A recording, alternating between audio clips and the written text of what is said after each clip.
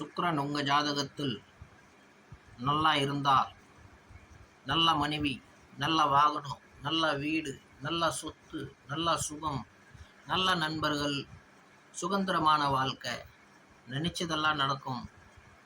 அவன் மனசு வச்சா பகவானையே வசியம் பண்ணக்கூடிய ஆற்றல் பெற்றவன். சுக்கிரன் நல்லா இருந்தால் உடல் அமைப்பு அழகாக இருக்கும். உடல் அமைப்பு ஒரு திசையா அப்படி இப்படி இருந்தாலும் அவன் பண்ணுறது ஸ்டைலாக மாறிவிடும். ஸ்டைல் மன்னனாக ஆகிடுவான். எதனா அங்கங்கள் கோணையாக இருந்தாலும் சுக்கிரன் அவ்வளோ ஒரு பவர்ஃபுல்லான கிரகம். உங்கள் ஜாதகத்தில் நல்லா இருந்தால் மனைவி அழகாக இருப்பா, உங்களோட ஃப்ரெண்ட்ஸு கூட அழகாக இருப்பார்கள், உங்களுக்கு தேவையான பொருளெல்லாம் கிடைக்கும், நினச்சதெல்லாம் நடக்கும். சுக்கிரன் நல்லா இருந்தால் share market, lottery ticket, hospital, cosmetic, jewellery shop, விதவிதமான ஹோட்டல்ஸ், விதவிதமான துணிகள், மில்ஸ், இந்த மாதிரி பல நிறுவனங்களுக்கு அவங்கள் ஓனராக இருப்பார்கள்.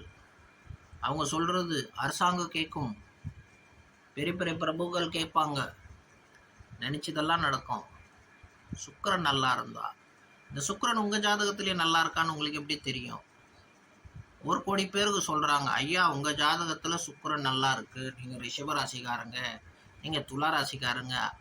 ஏன் அப்போது சில துளாராசிக்காரங்க பிரச்சனையாகவே இருக்காங்க? ஏன் சில பேர் நல்லா இருக்காங்க? ஏன் சில பேர் மத்தியமாக இருக்காங்க? இதுக்கெல்லாம் பின்னாடி என்ன காரணம்? இதுக்கெல்லாம் பின்னாடி என்ன காரணம்னா அவன் ஜாதகம், அவனோட கர்மங்கள் தனித்தனிங்க.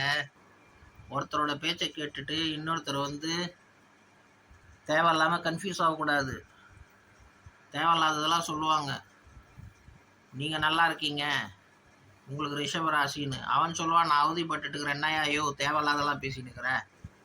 உங்களோட ஜாதகத்தை பார்த்து ஜோசியக்காரன் உனக்கு இதுதான் அமைப்பு, இப்போதைக்கு நீ இப்படி இருக்க, இப்போதைக்கு இவ்வளோ அவதிப்பட்டு இருக்க, இப்போதைக்கு நீ ஜாலியாக இருக்க அப்படின்னு சொல்கிறான் பார். அவன் தான் தெளிவான ஜோசியக்காரன். மற்றதெல்லாம் உடான்னு சொல்கிறான் அவன். நம்பாதீங்க சொல்கிறதெல்லாம். உங்களை பார்த்து இந்த அமைப்பில் இப்போ நீங்கள் இப்படி இருக்கீங்கன்னு சொல்கிறவன் தாங்க ஜோசியக்காரன். மற்றவன்லாம் ஜோசியக்காரன் கிடையாது. அதை கரெக்டாக தெரிஞ்சுக்கிட்டு அவன் உங்களுக்கு என்ன சொல்கிறானோ, என்ன பாதுகாப்பு கொடுக்குறானோ, என்ன ஆன்மீக வழிபாடு சொல்கிறானோ, என்ன மாதிரி விஷயத்தில் தப்பிக்கணும்னு சொல்கிறானோ அதில் தப்பிச்சிட்டு போங்க. மழை பெய்யுது கொடை எடுத்துகிட்டு போங்க, ரெயின் கோட் எடுத்துகிட்டு போங்க, கார் உள்ள உட்காந்துட்டு போங்க வசதியாக இருந்தால். இல்லை ஹெலிகாப்டர் ஜெட்டில் போங்க, அது உங்கள் வசதி. உங்களோட அமைப்புக்கு ஏற்ற மாதிரி உங்கள்கிட்ட என்னென்னா கடவுள் வசதிகள் கொடுத்துருக்காரு, அதை உபயோகப்படுத்தி உங்களை காப்பாற்றிங்க. ஜோசியக்காரன் ஐடியா கொடுப்பான். எந்த மெடிசன் உங்களுக்கு சூட் ஆகும், எந்த மெடிசன் உங்களுக்கு சூட் ஆகாது, நீங்கள் என்ன மெடிசன் சாப்பிட்டா நீங்கள் சரியாயிடுவீங்க, உங்களுக்கு என்ன மாதிரி பிரச்சனை இருக்குது, என்ன நோய் இருக்குது, இதுதாங்க பரிகாரம், வேறு ஒன்றும் கிடையாது.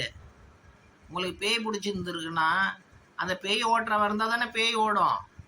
விதியில் நடக்கிறது தான் நடக்கணும். அப்படியே விட்டுட்டா அப்படியே அவன் பேயில் அவதிப்பட்டுட்டு தான் இருப்பான்.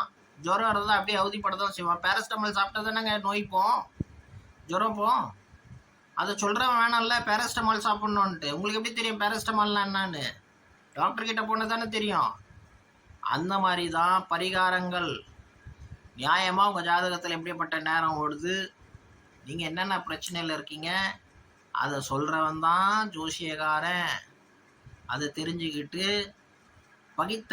அறிவாக சிந்திங்க. உங்களுக்கு சொல்கிறவன் கரெக்டாக சொல்கிறான்னான்ட்டு இல்லை உங்களை ஏமாத்துறான். உங்கள் அனுபவத்தை வச்சு நீங்கள் வாழ்க்கையை வெல்லுங்க.